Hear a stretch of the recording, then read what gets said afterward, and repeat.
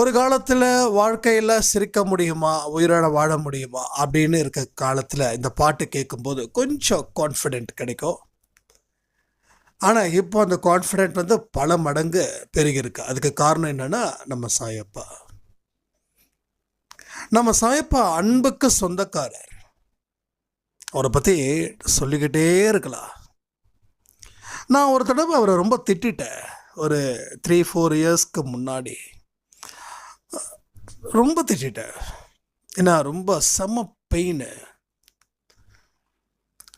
நீ எனக்கு இருக்கிற மாதிரி என்னை நீ மன்னிச்சிட்டா எனக்கு சில விஷயத்தை எனக்கு உணர்த்து அப்படின்னு. அதே மாதிரி சில விஷயத்தை எனக்கு உணர்த்தினாங்க. அதை வந்து மெய்சிலிர்க்க வைக்கக்கூடிய ஒரு பதிவு.